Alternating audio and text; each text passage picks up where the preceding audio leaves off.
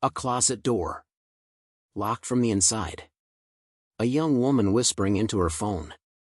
Outside that door, her entire family is being executed. One by one. This is the story of a betrayal so deep, it ended 3 innocent lives in a single night. A story of manipulation. Of rage. And of a man who convinced someone else to pull the trigger. March 2, 2010. Darien, Illinois. A quiet suburb 25 miles from Chicago. The kind of place where people raise families. Where neighbors know each other's names. Where violent crime feels impossible. But on that cold winter night, something unthinkable happened. 3 members of the Kramer family were murdered in their own home. Shot execution style. Left to die on their own floors. The killings were brutal. Methodical. Personal. And at first, investigators had no idea who could have done this. Or why.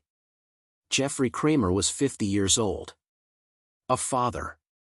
A husband. A business owner. He ran Kramer's Towing, a local company he'd built from nothing.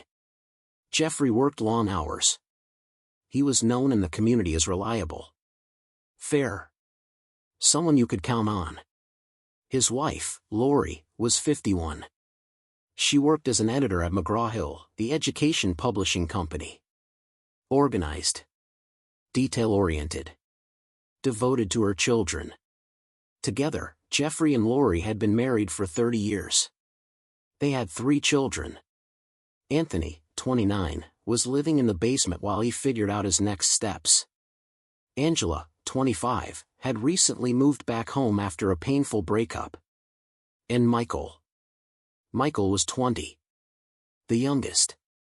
Full of life. He'd just enrolled at the Universal Technical Institute to learn a trade. Following in his father's footsteps. The Kramers were close. They attended Chicago sports games together. Celebrated holidays as a unit. Supported each other through everything. They didn't have enemies. They didn't owe debts. They were just a normal family. Living a quiet life. Until someone decided they had to die. The night of March 1st seemed ordinary. Jeffrey and Lori went to bed upstairs. Michael was asleep on the living room couch. His girlfriend had taken his bed for the night. Anthony was downstairs in the basement. Angela was in her room. The house was quiet. Safe. Normal. But sometime in the early hours of March 2nd, that safety shattered. Someone approached the house. They didn't try to pick the lock. They didn't look for an unlocked window. Instead, they grabbed a hammer. And smashed the living room window. Loud. Violent. Intentional. This wasn't a robbery. This was a message. Michael's girlfriend woke to the sound of breaking glass. She saw a figure dressed entirely in black. Climbing through the window. She screamed. And ran. She escaped through another exit. But Michael didn't. He jumped up from the couch. Tried to confront the intruder. The shooter didn't hesitate. Gunfire erupted. Michael was hit. Multiple times. He tried to crawl toward the kitchen. Desperate to get away. But the shooter followed. And fired one final shot. To the head. Michael Kramer was dead. Upstairs, Jeffrey and Lori heard the shots. They came running. They didn't know what was happening. Only that their son was in danger. But when they reached the staircase, the shooter was already there. Jeffrey was shot near the front door. He collapsed before he could fight back. Lori made it a few steps down the stairs. Then she was shot too. Both were executed. Close-range headshots. As they lay on the ground. The entire attack lasted less than 5 minutes. 3 people. Dead. In their own home. Angela heard everything. The glass breaking. Her brother's scream. The gunshots. Over and over. And then footsteps. Slow. Deliberate. moving through the house, as if the shooter was making sure no one survived. Terrified, Angela grabbed her phone, locked herself in a closet, and dialed 911, whispering, praying the intruder wouldn't hear her. When police arrived, they found a scene of absolute horror. 40 caliber shell casings scattered across the floor.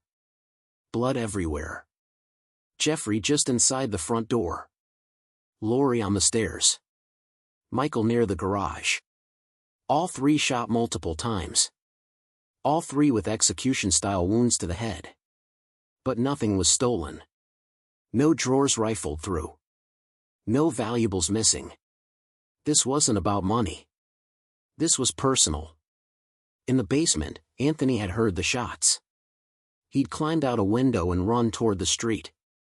Police found him outside, shaking, barely able to speak. Inside the closet, Angela was still on the phone with 911. Still hiding. Still terrified. When investigators brought her in for questioning, they asked if she knew anyone who might want to hurt her family. She didn't hesitate.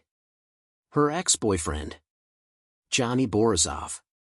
Angela and Johnny had been together for about 2 years. They had a child together. A baby boy. But according to Angela, Johnny had become controlling. Abusive. He didn't want her seeing her family. Didn't want her going anywhere without him.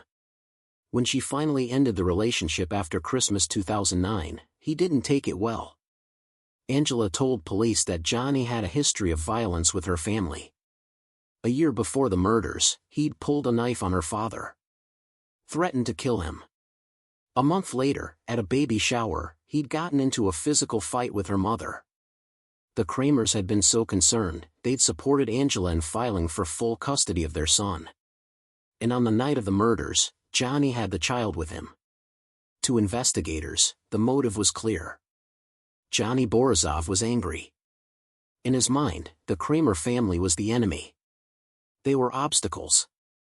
And if his pattern of escalating violence was any indication, he was capable of murder. But there was one problem. Johnny had an alibi.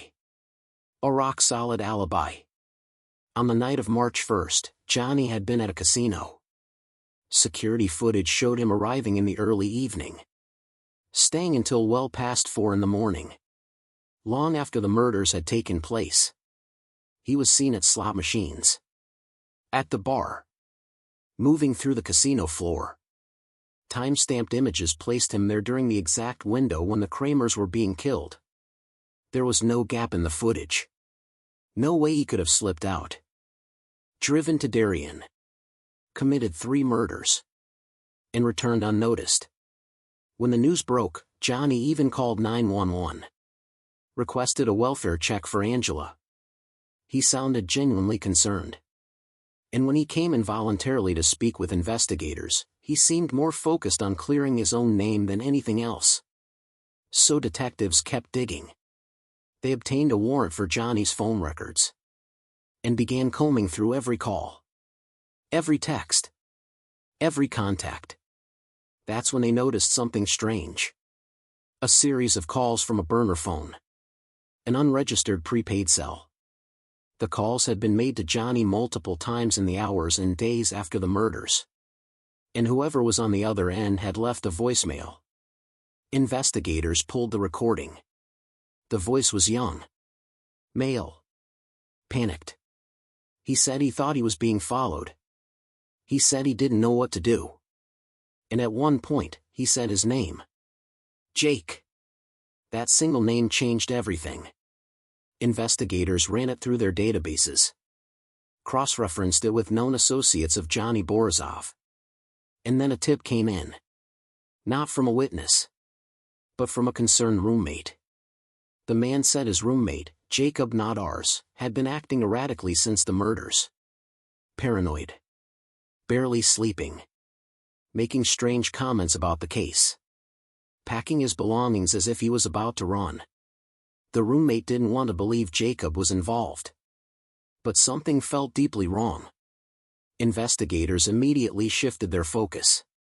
Who was Jacob Nadars?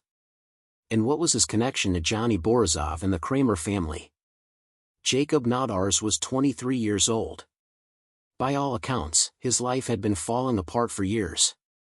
Raised in a strict Jehovah's Witness household, Jacob later told investigators he'd felt isolated from a young age. His parents enforced rigid rules. When he stepped out of line, the punishment was physical. Jacob said he'd been depressed since he was 10. By his teenage years, he'd turned to drugs and alcohol. By his early 20s, Jacob was adrift. No steady job. No direction. No support system. And then, in the months leading up to the murders, tragedy hit him all at once. 2 of his closest friends died. One in an accident. Another from an overdose. Then Jacob walked in on his girlfriend with another friend. Someone he trusted completely. The betrayal shattered what little stability he had left. And most importantly, Jacob had recently lost his friendship with Michael Kramer. Jacob and Michael had been part of the same social circle. Close enough that Jacob considered Michael someone he could rely on. That changed when Michael found out Jacob had been spending time with Johnny Borisov, Angela's abusive ex-boyfriend. To Michael, that was unforgivable. He cut Jacob off completely. For Jacob, who was already emotionally fragile and isolated, losing Michael's friendship was devastating. He felt abandoned. Rejected. Alone. That's when Johnny stepped in. Jacob had met Johnny through drugs. Johnny sold them. Jacob bought them. It was transactional at first. But Johnny was smart. He saw an opportunity in Jacob's vulnerability. And he began to cultivate it. Johnny started acting like a friend. Telling Jacob he understood what it was like to be misunderstood. Cast aside. And then Johnny started telling stories. Stories about the organization he worked for. The powerful people he was connected to. The dangerous world he operated in. According to Johnny, he wasn't just some small-time dealer. He was part of a major drug gang. The kind with reach. Resources. And a willingness to use violence. Jacob believed every word. In the weeks leading up to the murders, Johnny began planting seeds. He told Jacob that Angela was planning to expose the drug operation during the custody battle. She knew too much, Johnny said. And the gang leaders had decided she needed to be silenced. But it wasn't just Angela. It was the entire Kramer family. They were all liabilities. And the order had come down from the top. Eliminate the threat. Johnny painted it as inevitable. As something bigger than either of them. And then he added the final piece of manipulation. If Jacob didn't help, the gang would come after him and his family instead. Johnny made it clear this wasn't optional. This was survival. Jacob was terrified. He believed the gang was real. He believed his family was in danger. And he believed Johnny was the only person who could protect him. Or destroy him. So when Johnny laid out the plan, Jacob didn't say no. After the murders, Jacob panicked. He left the house through the back door. Ran through neighboring yards. Eventually made it to his car. But instead of going home, he started driving south. Toward Florida. Where his parents lived. Along the way, his paranoia grew. He kept checking his rearview mirror. Convinced that either the police or Johnny's gang was following him. At one point, he even called 911 himself. Said he thought someone was after him. Police tracked the burner phone. Eventually found him asleep in his car outside his parents' home in Florida. When they arrested him and brought him in for questioning, Jacob broke down almost immediately. He confessed to shooting the Kramers. He described the entire night in detail. How Johnny had manipulated him. How he believed the drug gang story. How he thought he was protecting his own family by killing theirs. And he named Johnny Borisov as the mastermind. Johnny was arrested shortly after. In a move that would later prove critical to the prosecution, police placed Johnny and Jacob in adjacent jail cells. And recorded their conversations. Johnny, still trying to maintain control, continued to manipulate Jacob, telling him to stick to the story, warning him the gang was still out there, reminding him what would happen if he talked. But this time, investigators were listening. In 2011, Jacob Nadars pleaded guilty to 3 counts of first-degree murder. In exchange for his cooperation, he agreed to testify against Johnny Borisov. He was sentenced to 75 years in prison. Johnny Borisov's trial began in 2013. His defense tried to paint Jacob as a mentally unstable liar who had acted alone. But the evidence was overwhelming. Prosecutors presented the jail recordings, where Johnny could be heard threatening Jacob, reinforcing the lies he'd told. They presented phone records showing the burner phone calls. They presented testimony from Angela, from investigators, and from Jacob himself, who described in detail how Johnny had orchestrated every step of the plan. The jury deliberated for less than a day. Johnny Borisov was found guilty on all 3 counts of first-degree murder. He was sentenced to life in prison without the possibility of parole. In his sentencing, the judge said something chilling. For the terrifying minutes you spent inside the Kramer home, you must now spend hopeless years inside a prison cell. Today, Johnny Borisov remains in prison. His mother has launched a campaign claiming his innocence, arguing that he is in poor health and deserves compassion. But investigators, the jury, and the Kramer family have never wavered. Johnny Borisov orchestrated the murders of 3 innocent people, out of nothing more than spite, jealousy, and a desire for revenge. Jacob Nadars, now in his late 30s, is also still incarcerated. He has expressed remorse for his actions, but that remorse cannot undo the devastation he caused. Angela and Anthony Kramer survived that night, but they lost nearly everyone they loved. What drives someone to manipulate another person into committing murder? How does someone become so vulnerable that they believe a fabricated story about a drug gang? And how does rage and jealousy turn into a plan to execute an entire family? These are questions without easy answers. Jacob Nadars was isolated, depressed, desperate for belonging. Johnny Borisov saw that desperation and weaponized it. He created a fictional threat, positioned himself as the only solution, and convinced Jacob that murder was the only way to survive. It's a chilling reminder of how manipulation works. Not through force, but through fear, through isolation, through the erosion of someone's sense of reality. On the night of March 2, 2010, 3 people were murdered in their own home. Jeffrey Kramer, Lori Kramer, Michael Kramer.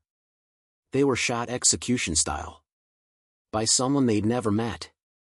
Someone who had been convinced they were a threat. Someone who had been manipulated into believing a lie.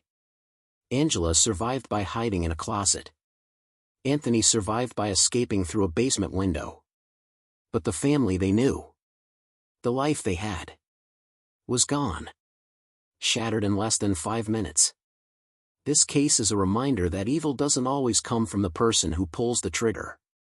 Sometimes it comes from the person who whispers in their ear, who plants the seeds, who convinces them that violence is the only option. Johnny Borisov will spend the rest of his life in prison. Jacob Nadars will too. But no sentence can bring back Jeffrey, Lori, or Michael. No verdict can undo the trauma Angela and Anthony carry every day. All that's left is the memory of a family. And the unanswered question: how do we stop the next person from being manipulated into doing the unthinkable? Have you ever known a family affected by tragedy or violence? If you feel comfortable, share their story in the comments below. Sometimes, remembering the victims is the most powerful way to honor them.